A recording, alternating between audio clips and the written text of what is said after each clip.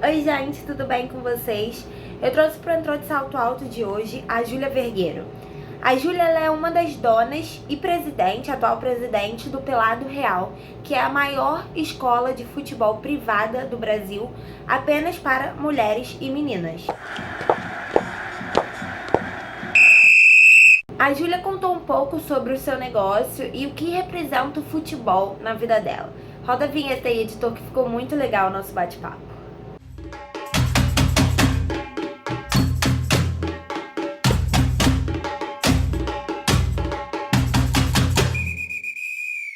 Oi, Júlia, tudo bem com você?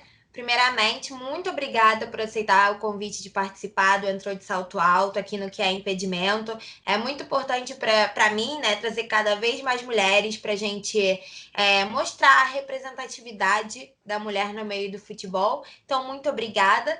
E se apresenta aí para a galera, diz quem você é. Parabéns também pela sua iniciativa, pelo seu negócio, que é o Pelado Real, que, enfim, é incrível. Você vai contar um pouco mais aqui pra gente hoje. Mas primeiro eu quero ouvir de você. Quem é a Júlia e como o futebol entrou na sua vida? O que que essa paixão representa para você? Boa, obrigada a você, Débora, pelo convite. É um prazer. Eu adoro poder compartilhar a minha história, a história do Pelado Real, com outras mulheres, com outras pessoas. Eu acho que é super importante a gente ter esse espaço de voz para poder mostrar que sim, a gente existe, a gente está aqui, a gente está lutando e fazendo acontecer. Bom, então, meu nome é Júlia Vergueiro, eu tenho 30 anos, o futebol entrou na minha vida desde que eu me conheço por gente, então, desde muito pequena, eu jogava bola com os meus irmãos e os meus primos no condomínio, na praia, mas eu falo que a paixão começou até antes de eu conseguir jogar, que foi assistindo, né? Então, não só o futebol, mas outros esportes sempre foram muito presentes dentro da minha casa. Eu tenho dois irmãos mais velhos e meus pais, tanto meu pai quanto minha mãe, adoram o esporte. Então, desde sempre fez parte da minha rotina acordar no sábado e no domingo de manhã para assistir a corrida, a Fórmula 1, ficar até tarde na quarta e na quinta-feira assistindo Brasileirão, Libertadores, enfim. Então, é uma paixão de família e eu falo que eu tive a sorte de ter um espaço seguro dentro de casa para me envolver com o futebol, que fez com que depois, quando eu fui para fora, né, quando eu saí da minha bolha família, eu tinha conhecimento para poder falar, para poder me inserir nesse universo que ainda é tão dominado pelos meninos e pelos homens. Legal, legal. E conta pra gente agora o que é o Pelado Real? Como surgiu? Qual é o objetivo? Como funciona? Exato, Pelado Real é uma escola de futebol exclusiva para meninas e mulheres. Nasceu em 2011, bem de uma forma informal. Na verdade, era um grupo de amigas que queriam fazer alguma atividade que não fosse academia, porque a academia, né, estava muito chata, estava muito rotineira. E aí, uma dessas meninas que sempre jogou futebol, que é a Bibi, ela sugeriu para as meninas: ah, então vamos jogar bola, eu ensino vocês, que aí a gente faz igual a pelada dos meninos, né? Sai do trabalho, joga um futebol, toma uma cerveja, bate um papo e aproveita para, além de fazer uma atividade física, se encontrar.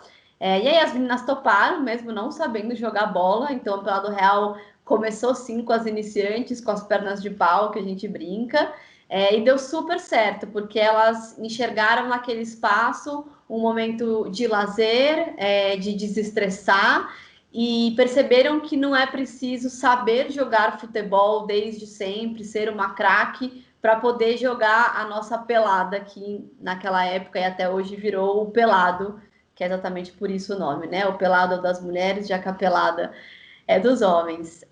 Eu entrei no Pelado Real um pouco depois, então a Bibi fundou, né, o Pelado, chamando essas amigas. E aí eu entrei como sócia em 2013. Eu comecei a jogar no Pelado em 2012 como peladeira. Entrei como sócia em 2013. Em 2015 a gente teve uma troca, a Bibi acabou saindo. Eu trouxe um outro sócio e agora recentemente uma outra sócia.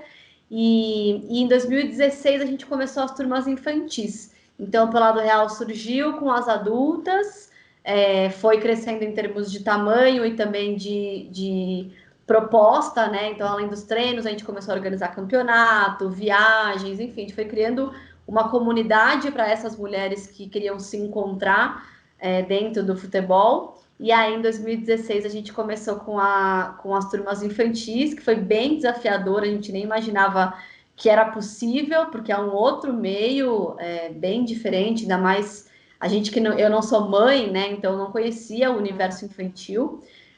Mas aí, desde então, se tornou a nossa frente principal, é a que mais cresce. Hoje a gente tem 70% mais ou menos das nossas alunas de 5 a 18 anos, e aí os outros 30% são as adultas. Poxa, muito legal, Júlia, muito legal mesmo. Eu queria saber agora um pouco da sua opinião, como você enxerga o fato, o Pelado Real ela é patrocinado pela Nike, né? Um dos patrocinadores é a Nike, que óbvio que deve significar muito para vocês, porque é uma grande marca, né? Mas eu queria entender um pouco da sua visão, porque a Nike ela não tem chuteira para mulheres ainda, né? Uhum. E eu queria saber como você enxerga isso. Claro que, enfim, a gente quer cada vez mais a visibilidade de marcas para o futebol feminino, né? O lance, enfim, que a Avon fez na Copa de 2019, do batom da Marta, foi, enfim, incrível. Mas eu queria que você me contasse um pouco como você enxerga isso, ter uma marca patrocinando o Pelado Real, que, de chuteiras, né? De, enfim, trajes esportivos que não tem ainda chuteiras para mulheres. Sim, eu acho que é uma clara amostra de como a gente ainda não enxerga o futebol feminino, a gente como sociedade. E aí estou falando tanto dos projetos, dos clubes, das empresas, patrocinadores, quanto das pessoas em geral, não enxergam o futebol feminino como negócio. Então, as empresas estão aprendendo que existe um nicho que realmente vale investir e que traz um retorno financeiro, porque, né, no final das contas, é isso que mais conta para essas empresas, para elas se manterem de pé, é realmente ter retorno financeiro sobre os seus investimentos. Então, eu acho que a gente está num processo de perceber que existe esse retorno. E não é só o processo de percepção, ele vem alinhado com um crescimento realmente do mercado do futebol feminino. Então, tem mais pessoas assistindo, tem mais pessoas torcendo, consequentemente, mais pessoas consumindo. Então, acho que um exemplo muito claro foi na última Copa Feminina que a gente teve, finalmente o lançamento de um uniforme feito, né, para a seleção feminina. A gente participou, a gente do Pelado Real participou do processo de desenvolvimento dessa camisa, dos shorts, tanto do corte, do que ia ser escrito, de como que esse uniforme ia realmente representar o futebol feminino brasileiro. Então, foi muito bacana ver essa iniciativa da Nike, no sentido de eu não vou inventar da minha cabeça, eu quero construir isso com quem realmente é o meu público-alvo, é o meu consumidor, é quem vive essa paixão no dia a dia. E eu posso falar que isso também está acontecendo em relação às chuteiras. É óbvio que eu não conheço os detalhes ali do que está acontecendo dentro da Nike, mas não é de hoje que eles nos consultam sobre chuteiras, nos trazem amostras, e aí isso vale para outras coisas também, bola, camiseta, shorts, top. Então, o tempo todo eles estão olhando para esse mercado para conseguir realmente desenvolver novas tecnologias e novos produtos que atendam as mulheres praticantes de futebol. Mas, claro que existe um caminho gigante a ser percorrido, mas eu acho que está concomitante à percepção da sociedade como um todo de que vale a pena investir e realmente olhar para o futebol feminino. Perfeito. Queria que você me falasse agora um pouco o que significou a visibilidade, né, da Copa do Mundo de 2019, a Copa do Mundo de Futebol Feminino, o fato, enfim, de passar pela primeira vez na Globo, o que significou para o Pelado Real em números, de fato? Vocês sentiram que a procura aumentou das crianças, né, das meninas pelo Pelado Real, por querer jogar bola, porque é óbvio que quando você, enfim, vê na televisão, você, caraca, eu também posso fazer isso aí, né? Então, teve alguma mudança real nos números do Pelado Real depois da Copa do Mundo de 2019? Sim, teve. É até legal a gente olhar para trás e comparar, por exemplo, com a Copa de 2014, que foi aqui no Brasil. Apesar de ter sido Copa masculina, a gente teve uma procura muito grande de mulheres, até porque na época a gente ainda não tinha as turmas infantis, querendo jogar futebol. Então, só o fato de você ter essa paixão nacional sendo transmitida de forma forte e massificada já faz com que as pessoas queiram, nesse caso, mulheres jogar, mesmo não sendo uma Copa Feminina. E olha que foi no meio do ano, que é o nosso pior período, porque é frio aqui no Brasil. Então é sempre quando o Pelado Real tem uma queda aí de novas alunas, algumas mulheres até saem e tudo mais. Então 2014 foi um ano muito bom. E aí em 2019, de novo, a gente teve esse pico, também de novo no meio do ano, só que agora muito mais focado nas crianças. Então, acho que o fato de ser uma Copa Feminina fez com que as meninas sentissem essa representatividade que você falou. Mas mais do que o aumento de números, então a gente quase dobrou o número de alunas no ano de 2019, né? Então a gente já vinha numa crescente, aí veio o pico da Copa, e é um pico que se estende, né? Porque se você está fazendo um trabalho regular, organizado, esse pico ele não morre logo depois, né? Ele foi contínuo.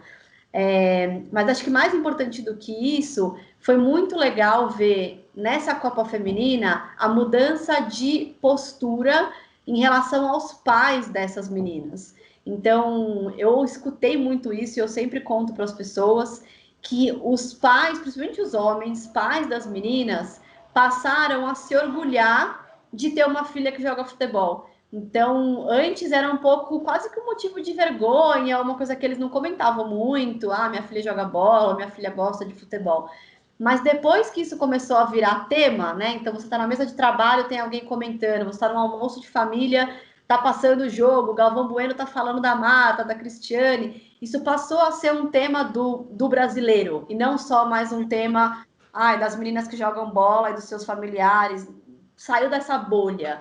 Então, a gente começou a ver mais pais e mães comentando que as suas filhas jogam bola, se orgulhando disso, e aí, obviamente, querendo que elas joguem mais, levando para escolinhas e procurando lugares como o Pelado Real. Então, acho que essa foi a principal mudança e que certamente vai continuar mudando conforme a gente tiver mais visibilidade do futebol feminino. Show, muito legal mesmo. Queria que você contasse também um pouco pra gente, além do Pelado Real hoje, você tem, enfim, algum outro hobby, alguma outra profissão, algum ligado ao futebol? Você recentemente estava escrevendo para a ESPNW, né? Como é que foi essa experiência? Sim, eu sempre gostei muito de escrever. Eu comecei a escrever mais ou menos em 2015 sobre futebol mesmo, para o site torcedores.com. E aí foi até engraçado, porque na época eu escrevi sobre uma Copa, eu acho que era sub-20 ou sub-17 feminina que estava acontecendo, e que obviamente ninguém estava dando bola, estava passando um ou outro jogo no Sport TV. E aí eu escrevi um texto falando sobre os 5 motivos pelos quais você, pessoa, leitor, deveria assistir a essa Copa. Aí deu um retorno super positivo, assim, tanto dos leitores do torcedores.com, quanto pessoas próximas a mim, falando, Ju, muito legal, você escreve super bem, eu realmente fiquei com vontade de assistir. Então aí eu comecei a investir mais nisso. Em 2015 também eu fundei, junto com a Nina, com a Renata e com a Nayara e com a Angélica, o Dibradoras, né? Você deve conhecer, então é uma plataforma também que fala sobre as mulheres no esporte. E aí, em 2018, se eu não me engano, finzinho de 2018, foi quando a ESPNW me chamou para começar a escrever para o portal. Também participei de alguns programas na TV, o Mina de Passe, né, que foi uma grande novidade que a ESPN criou durante a Copa do Mundo Feminina. E foi uma experiência muito bacana, assim, porque é mais uma forma de conseguir levar esse assunto para as pessoas e usando uma plataforma, no caso da ESPNW, que é muito grande, que atinge muita gente. Então, eu acho super importante que esses canais, tanto tradicionais quanto mídias alternativas, falem sobre as mulheres no esporte e tragam as pessoas que estão nesse meio para falar, porque aí a gente consegue chegar em muito mais gente do que a gente conseguiria sozinha. Você ainda tá na Vibradoras até hoje? Não, eu saí do Dibras em 2000 e acho que entre 2016 e 2017, não lembro exatamente Ah, quando, mas porque assim não estava mais dando conta, bateu com a saída da Bibi, da minha ex-sócia no Pelado Real, então não tinha a mínima condição de tocar as duas com o empenho que eu gostaria. Mas as meninas são fenomenais, estão tocando aí nossa, maravilhosamente. legal. Você tem algum conselho para as meninas que, enfim, vão ver esse vídeo e têm interesse a começar a jogar futebol? Enfim, as pessoas que querem deixar isso de lado como um tabu, né? E começarem a ver, como você falou, o exemplo dos pais, que agora estão vendo até como um orgulho.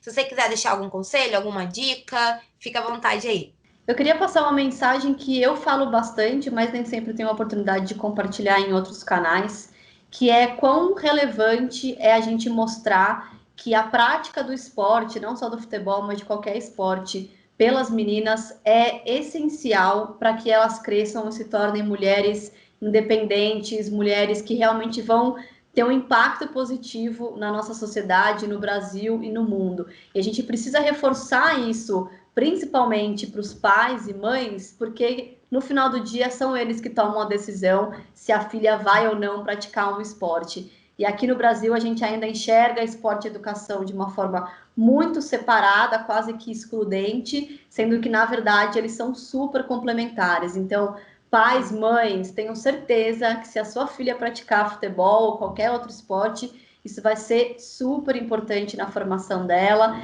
Então, não pensem que elas vão desviar do estudo por causa disso, pelo contrário, vai contribuir para a formação como pessoa, como profissional, como cidadã e como mulher, que em algum momento vai ter que enfrentar os desafios da vida sem vocês ao lado delas. Perfeito, Júlia. Adorei sua mensagem. Finalizou aqui perfeitamente nosso vídeo. Muito obrigada, tá, Júlia, mais uma vez por ter aceitado aqui o convite. Numa próxima oportunidade, de repente, a gente conversa de novo. Se eu estiver em São Paulo, a gente se fala para a gente se encontrar e eu conhecer o Pelado Real, Por tá? favor, tá Muito mais. obrigada mesmo. E é isso. Se despede aí da galera. Olá, beijo, gente. Obrigada.